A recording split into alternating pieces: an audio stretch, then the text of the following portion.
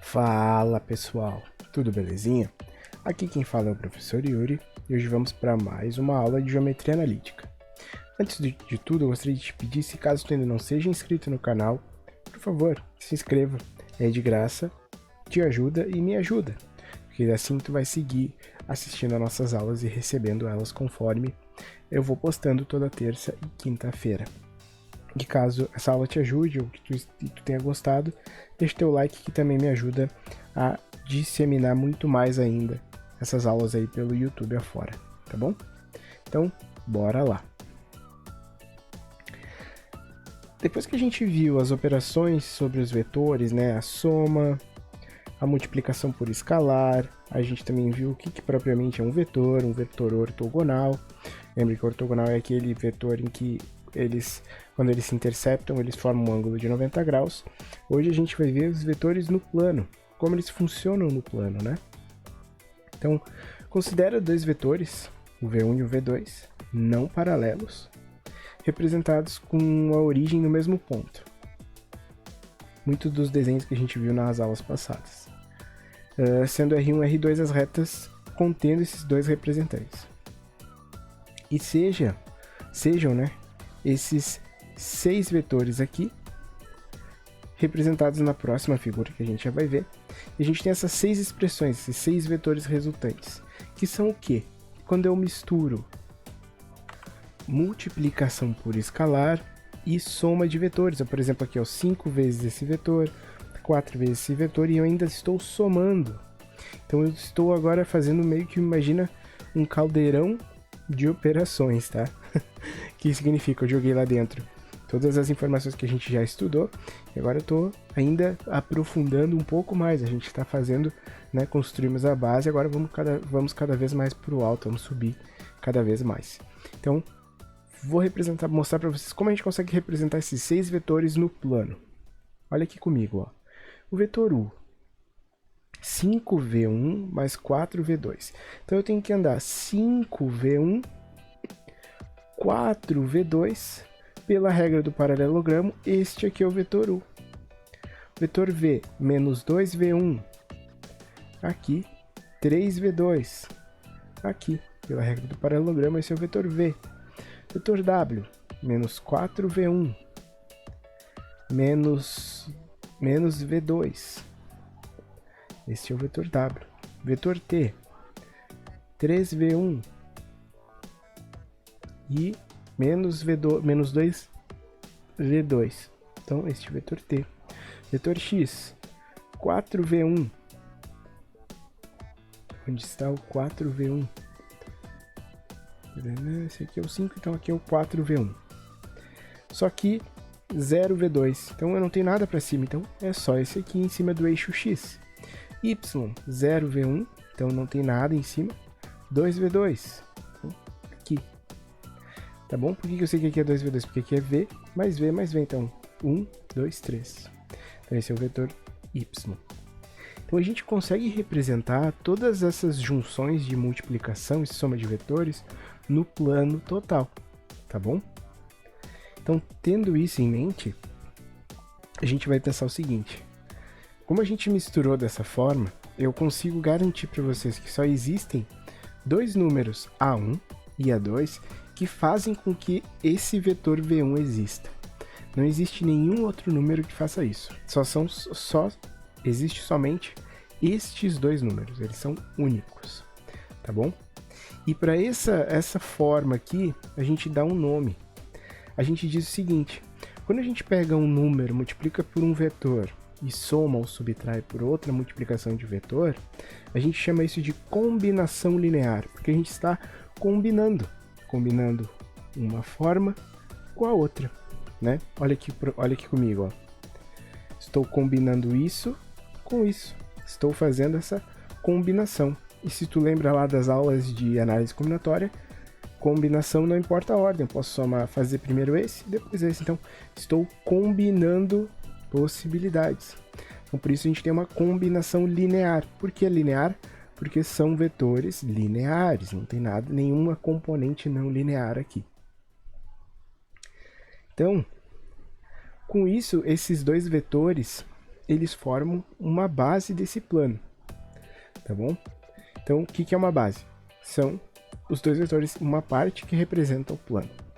E qualquer dois vetores não paralelos vão constituir uma base desse plano, porque eles vão fazer parte, eles são uma parte de um quebra-cabeça. Cada parte de um quebra-cabeça é uma base do plano.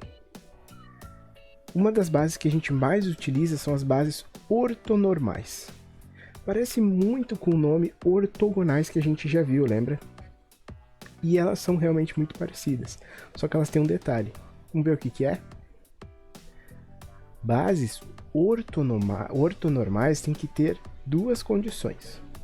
Para começar, esses dois vetores, né, das bases, eles têm que ser ortogonais. O que quer dizer ser ortogonais, senhor? Olha aqui, ó. A multiplicação, ó, eles têm que, quando eles se cruzam, eles têm que formar um ângulo de 90 graus. Isso já garante que eles são ortogonais. Não confunde os nomes, né? É muito parecido, muito fácil de confundir. Ó, isso garante que eles são ortogonais. Só que quando a gente tem esse E, obrigatoriamente tem que acontecer os dois ao mesmo tempo. Se acontece as duas coisas, do ângulo quando eles se interceptam ser 90 graus e a norma, o comprimento dos dois vetores ser unitário, se essas duas coisas acontecem, a gente tem um vetor ortonormal, tá bom? Então lembrando, ó, vetores ortonormais são aqueles que, quando se interceptam, formam um ângulo de 90 graus, e além disso, seu comprimento, seu tamanho é unitário, é 1. A base ortonormal mais conhecida e mais popular é a chamada de base canônica. Vocês vão ver isso em alguns livros. O que é a base canônica? A base canônica basicamente é um vetor que vai ter uma componente só para o x e uma componente só para o y. E nisso a gente chama o componente no x de um vetor i e o componente no y um vetor j. Então a gente tem essa forma assim. E o vetor v é a combinação desses dois vetores, que nada mais é o xi mais o yj, tá bom? Onde o x é um número no eixo x e o y é um número no eixo y. Então com isso a gente tem o vetor v, que é a combinação linear dos dois vetores da base canônica, que é o vetor 1, 0 e 0, 1. Então o que acontece? Um vetor pode ser escrito exatamente dessa forma, certo? Xi mais yj. Isso é uma das possibilidades, onde o x a gente chama de abscissa e o y a gente chama de ordenada, que, né? Isso vem lá da geometria, desde que a gente veio da geometria plana, lá das funções também. Então, um vetor ele pode ser representado como esse par ordenado, em que aqui tu coloca qual é o valor que se encontra no coeficiente x e aqui qual é o valor que se encontra no coeficiente y, tá bom? Assim, um vetor no plano ele pode ser escrito de duas maneiras, através dessa forma aqui equacionada ou através do par ordenado, tá bom? Vamos colocar esses 4 vetores aqui no plano para a gente ver como é que eles podem ficar escritos? Vem comigo então. Olha aqui, ó. Vou fazer o eixo aqui.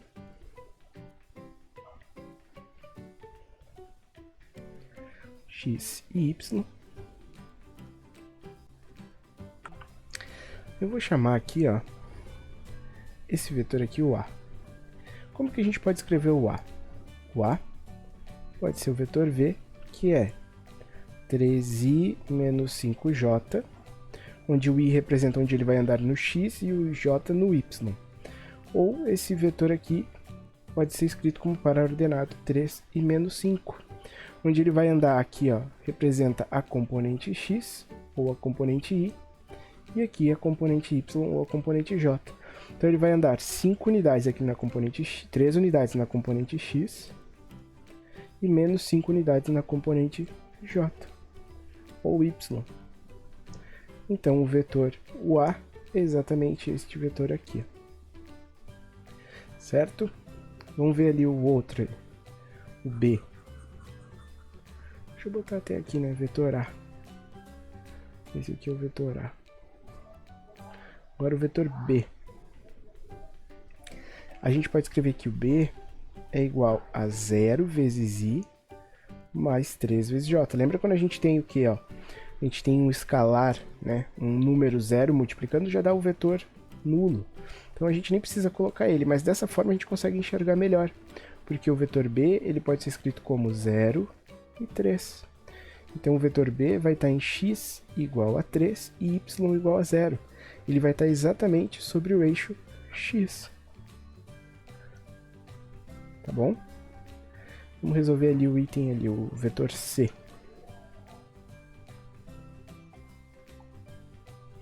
O vetor c ele pode ser escrito como menos 4i mais 0 vezes j. Ou a gente pode escrever como para-ordenado, menos 4, 0. Então se a gente vier aqui, ó, x... Opa, me desculpem aqui que eu realmente agora que eu vi. O vetor b não é aqui, né? O vetor b é sobre o eixo x, o eixo y. Aqui, ó, esse é o vetor b. Porque o vetor b é só 0 e 3. O vetor c, aí sim, o vetor c é menos 4 e 0. Então x igual a menos 4, y 0. Então o vetor b, o vetor c é esse cara aqui. Já o vetor d, ele é o vetor nulo. A gente pode escrever ele como sendo 0 vezes i mais 0 vezes j, que é 0 e 0. Que é exatamente um ponto na origem. Ou a gente chama uma cônica degenerada. Tá bom? Então, é isso. Qualquer dúvida que tu tenha, deixa aqui nos comentários que eu te ajudo. Nos vemos na próxima aula. Tchau!